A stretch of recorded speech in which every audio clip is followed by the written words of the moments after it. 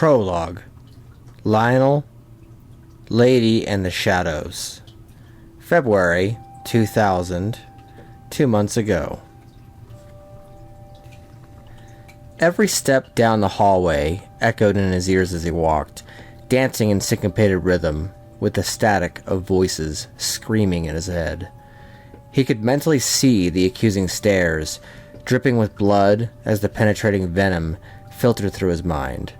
The voices screaming in varying decibels, intensifying his survivor's guilt. Court was not good today, as Lionel Knight felt himself begin to get lost inside the chasm of his own insanity. He saw his reflection looming, his blood-stained cloak drifting around his body.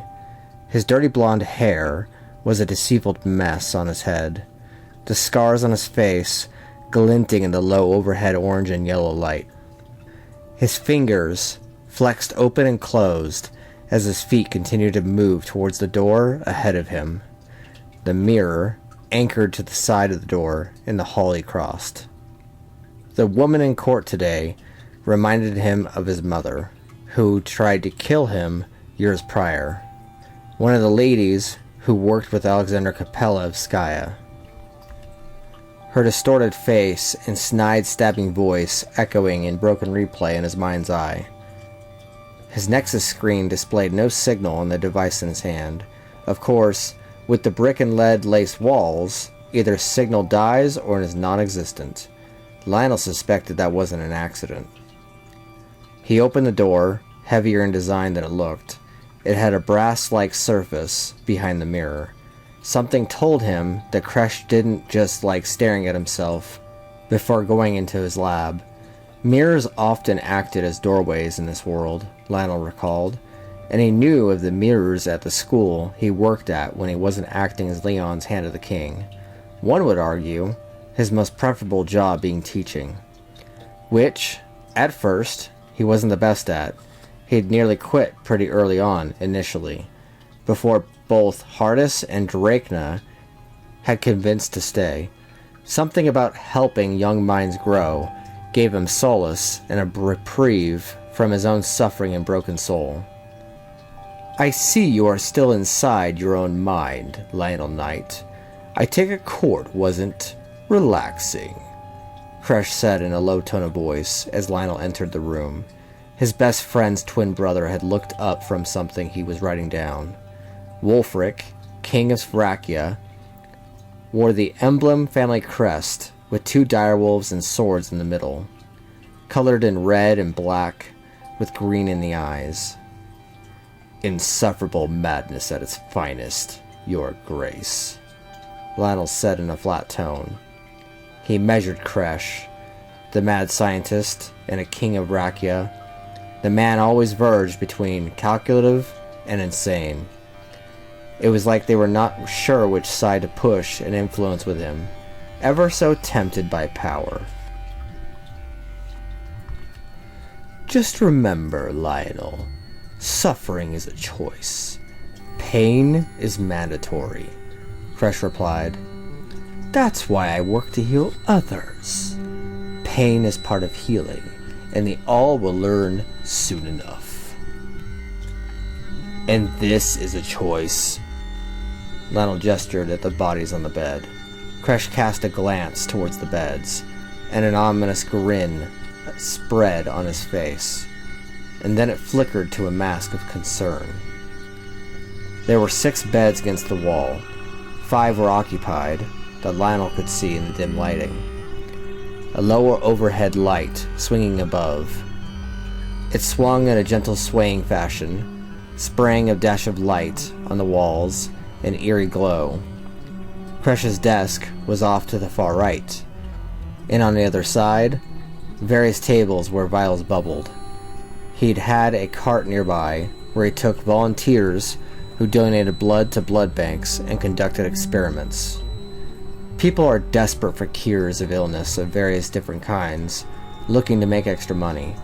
He would pay them to be tested on, voluntary lab rats in a chasm of building madness. Kresh had argued the ethics of the council extensively. The laboratory, where Kresh conducted his experiments, was identical in both kingdoms, Atreides and Vrackya. Both brothers practiced science. It was how Kresh and Murdrin, a drug lord, had met in school many, many years ago. This is essential for our world, for the many others out there. Don't forget, we aren't just testing a cure for mankind's ailments. It's for all of creation. To heal a galaxy. Kresh said in a manic tone of voice, just above a whisper. What did the Atex have to say about this? They would not have liked the idea of Terrafar adopting what could be used as a weapon. Lionel stared at Kresh, and his eyes glimmer red. What they don't know won't hurt them, and it won't hurt the Galactic-verse either. Their race is much like the humans on this planet. As long as we placate them and assure security, it will work out. Kresh replied cryptically. Lionel clicked his jaw, trying to figure out Kresh's exact play here. Dad, I got the formula redone as requested. Are you sure this is safe? Are they going to be okay? A young man, about 16, the same age as Lionel's godsons, asked as he entered the room. He had low-cut brown hair and a strong face and jawline, with beady golden eyes that flashed varying degrees of silver as he talked. Caden, it is exactly as I explained to you and your mother earlier, Kresh reassured his son. I'm warning you now, Wolfric. Lionel growled, gritting his teeth. You think I would genuinely hurt my nephew? Not intentionally. Science requires sacrifice, especially if it means saving millions of lives. And this serum, it's a cure for what is to come, Kresh said, his eyes getting more level. Then a sad look passed over his eyes. You don't know what I've seen yet, Mr. Lionel Knight. Hand of the King and the Shadow of Knights. Lionel's eyes narrowed as the sudden shadow of fear and anger darkened Kresh's features, flashing and arcing around his face, his jaw tightening, his eyes going gold in one eye and then red in the other. A war is coming. A giant one, bigger than any we've faced before. You served with me during the Second Great War, a brotherhood of arms. You know what I'm talking about. Kresh brushed Lionel's shoulder, and Lionel grimaced. A bloodbath, a cacophony of screams, and many bodies torn apart. Torso, limbs, parts of heads. It was one of the worst battles Lionel had seen, and he bore witness to the crusades of Skya. It was witch versus witch, protecting the Fae, whose goddess helped give them their power. A lot of people, men, women, living beings died. Lionel felt himself begin to feel his mind spin. His stomach felt like a battlefield of anger, rage, and extreme anxiety. Do you remember what happened on one of those nights? The time that Leon, you and others had begun to get possessed? This is a stepping stone. It is a cure for that. Kresh's eyes were an intense dance of anger and a dash of optimism, manic flashes of happiness and a flicker of fear. His eyes burned holes into the air between the both of them, a piercing stare. Lionel had begun taking a breath, and then he felt a radiating heat in his eyes. Okay, yes, war and blood, dead bodies running amok, bad things, because the last batch did not end well. I had to cart those bodies off myself, because Thorn was busy helping Ayla.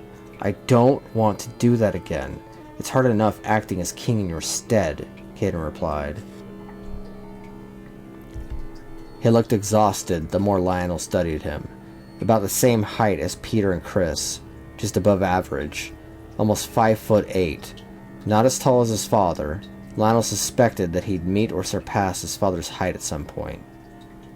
I put you in that position, my son, so that you can learn the basics and gravity of power, the tug-of-war of ethics and power, and how you wield it will create the man you will eventually become, Caden, Kresh replied. I just want my father back, Caden said, and it definitely reminded Lionel of Peter. Perhaps Kresh can take a break from science and royalty and have an evening with you soon, boy. Lionel said his voice was gentler than before. As if all the science, power, and... Caden broke off, and his features darkened. His outfit looked extra worn, and Lionel noted the crown was missing from his head. All in due time, my son. Some of the greatest men in our time, and before our time, changed the world with science and power. It's a measure of how society runs, the strength of our motivations. It'll go far, the more we're willing to push to take it further, Kresh said with a manic glint in his eyes. His mouth was almost feral as he pressed a button on a remote, and a machine began injecting the bodies one by one. They began to writhe. Sometimes you have to take a break from conquest and remember what's most important. Where home is, Lionel grunted. Spoken like a true hand of the king. Kresh spoke with a deep, majestic whisper. Spoken like a father, Lionel said under his breath.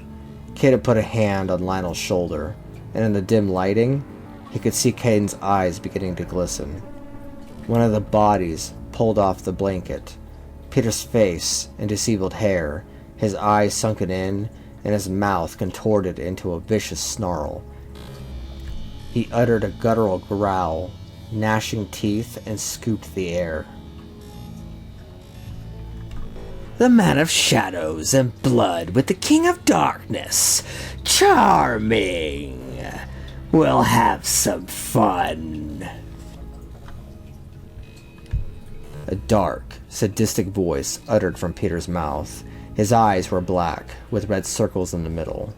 A very vicious smile crossed his face. Caden? Kresh's features flashed between intrigue and utter concern. His fingers brushed a nearby glass container that glinted shades of purple under the low lighting. Peter! Lionel growled. He moved towards the boy. He felt utter confliction, anxiety biting like knives, a building rage that nearly made himself go monstrous.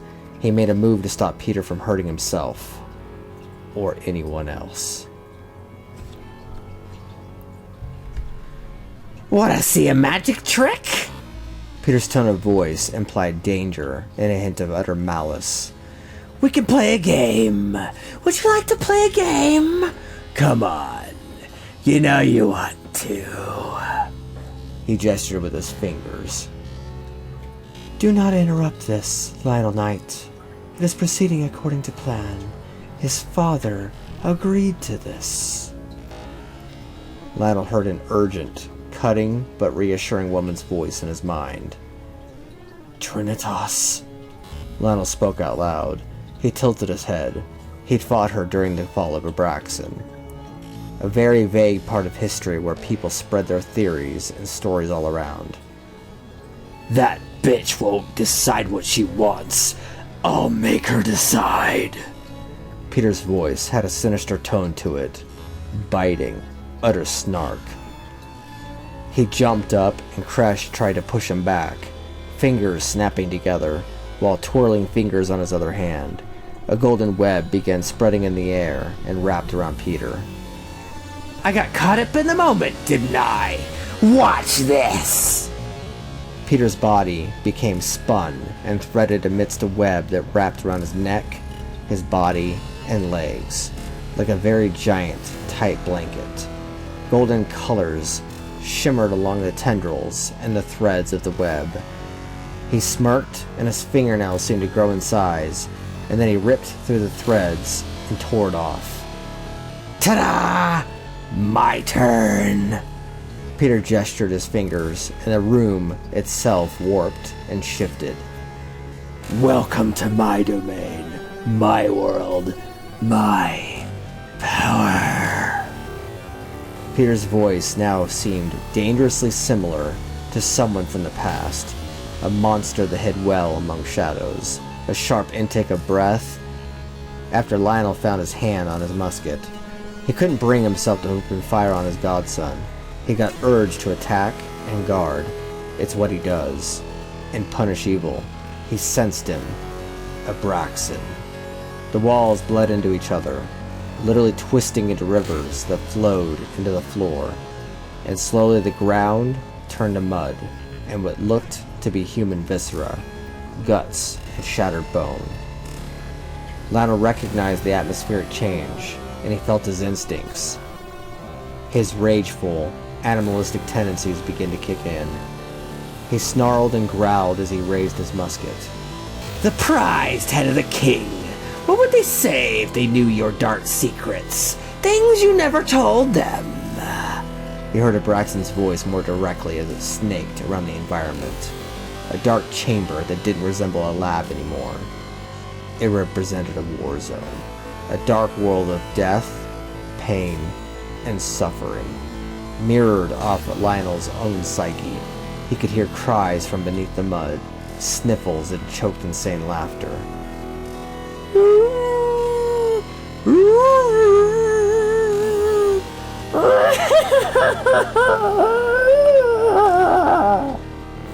He couldn't see Kresh, Caden, or the other bodies. Only Peter, who had materialized in front of him. Eyes still black as night, filled with crimson pupils that bled into the darkness in his godson's skull. His face had gone a darker shade, and it looked like red and green veins had gone black. They'd say I paid him mercy, but sometimes dead is better. Lionel raised his gun and tweaked the dial, a magical bullet chamber that would destroy the spell. Don't you know I control this world? The power is mine, bitch!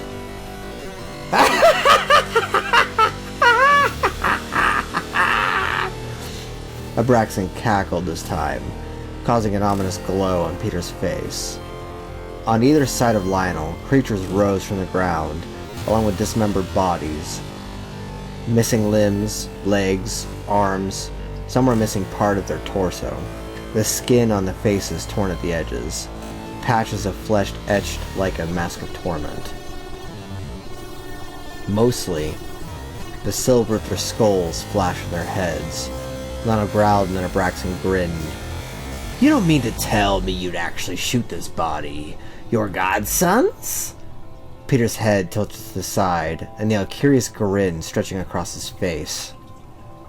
You'll leave his body. I'll use a magic bullet if you don't! Lionel bit back. He felt his face twist, as he felt more rage than ever. He began shooting all the bodies, and threw a grenade-colored green with an extra button on the top for rock salt. It would explode and spread everywhere. Bullets sprayed and caught quite a few bodies.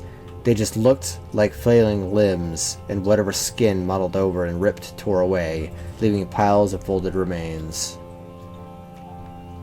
They barely resembled carcasses of the dead. The blast of the grenade sent everything scattering, and Lionel jumped back and felt himself hovering in place, while he saw Peter standing there, his hand grasping at the air. Nice try. My hold is way stronger than that. He aimed the gun at Peter again and growled as he bit at the air. Lionel! This is an urgency of the most importance. If you stop this, the boy dies. If you prevent this, the entire world crumbles. Trinitas's voice floated in his head, echoing softly and flowing. Absolute red rage flashed in his vision, making everything appear like it was swimming. And he felt his eyesight become hyperfixated, and like his field had tunneled. Narrow channels of vision, what he could see. Peter's face had distorted and swam. "Lionel!" He heard her scream in his head, and he tried to stay focused. A visceral warning tone. He remembered her power and the force she carried for being a very powerful witch. She could bend dimensions, stop time itself, even bend the rules of the living. Desriel got nervous of her power and ordered Lionel to remove her power or otherwise kill her. She proved to be a supernova of power and parried effortlessly. Lionel growled. He could feel his face tightening in rage, his fingers flexing. All it would take is a quick movement, and the boy would snap out of it. "Lionel, don't try to stop it. The formula is already unstable." He heard Cadence whisper, "Don't risk my cousin's life."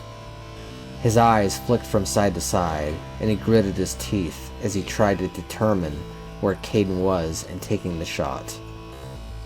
Just then, a man in a trench cloak with a cybernetic eye stepped forward from the side of the clearing. A flash of bright, silvery white light just behind him, a shadow of wings against the wall behind him as Lionel glanced his direction. The shadowy forms were waving as if billowing in a gust of sudden wind. Lionel felt his hair ripple from the force. "Dante," Lionel growled. "Mr. Knight, a pleasure. Let us help the young prince cope with the side effects, shall we?" Dante greeted him. Lionel snarled and bit again as he shot a blast towards Peter's direction, and the teenage boy parried it with a wave of his hand. The blast redirected towards Dante, covering him in a rocket of salt. Dante brushed himself off and muttered, "Thanks." Dante reached out a hand a moment later and pressed another hand into the ground, a giant red symbol spreading along into a multi-pointed star with a double square in the center. One of the points of the star shape snaked around into a curved line around the shapes and turned into a tail. A wave of energy, gold and blue into color, rippled the air and shoved Peter backwards, his body suspending into the air and hovering. The black marks, the eyes, all of it began to fade, beginning to return to normal. Peter's body is still hovering in midair. "I'll be back, you know. Ha ha, he hoo ha." The body began lowering slowly before it simply fell to the ground, disabled. A creature that looked like a very angry bat with a twisted human-like face and no mouth hovered nearby and let out a giant screech. "Get out!" the bat creature screamed. "Back to the bat cave of hell with you!" Lionel issued out a harsh scream himself. He shot a blast of salt, and Dante pressed his hand into the ground again. The creature's solid sheet of extra skin, where the mouth should be, began to tear and rip open as a couple of jaws, filled with knife-like razors, twisted and hissed. The salt hit the creature, and its body began to smoke. Dante grabbed Lionel by the shoulder and snapped his fingers. The walls morphed and turned like a giant tapestry, bleeding and reforming back into the lab. Lionel blinked a few times. "Now, to the ritual." Dante smoothed himself over. Peter's body twitched on the bed, his mouth and head jerking around. "Why don't we all do it? Caden himself has celestial blood." Kresh's voice was smooth with a gruff edge. "Sure, but it needs an angel's pure grace, an archangel, and I happen to be one. Join me, my brothers, and spare the boy utter insanity. I will start with him and move my way through all of them. Provide the assist, fellow Nephilim children." Dante's voice was gruff, but with a dancing lilt as he talked. Lionel hovered his hands over each body in turn, and slowly all of them started to calm down. He concentrated with his mind, while thinking of a positive memory. one where the Brotherhood gathered as a family and reminded him of what he lost. His pureblood mother rejected him, a pure fae and his father a vampire. It suspected that Lionel's father was celestial. It kept him alive growing up. The Brotherhood took him in and provided the support he never had. They've hunted dark creatures, beings, that turned out to be connected to his mother, who likely ran a drug cartel gang. With the combined efforts, all of them began settling. Lionel felt haunted by the mere idea that one day they'd all slowly find out. Dread gripping his chest, every fiber of his being on red alert, hairs along his skin vibrating with rising tension, every one of these poor teenagers, that they were part of a conquest of insanity and healing, and power. His nexus rang after he'd left that level and began making his way out via a secret passageway, one Kresh had shown them long ago. Dad, Mom says to remember the beef for dinner. Don't forget biscuits for Bella. She's been extra whiny. Pandora's voice crackled in as the line kicked in. Yes, child. You know that I'm headed to the joint. I have to speak with Grace anyway. Lionel grunted in response. A grin tugged at the corners of his mouth. How did the meeting go? She asked. Her voice dipped into a deadpan of sarcasm. It went. Kresh and his insanity, his experiments, Lionel replied. You better be staying careful, Dad. We're tired of having to help clean you up. We will anyway, you know, Pandora said. Oh, Mom says she needs to talk to you when she gets back. Love you, Dad. The line clicked as she hung up. Love you too, child, Lionel said out loud to himself as he began to focus on the image of the joint, to begin the journey away from this current madness on the way home.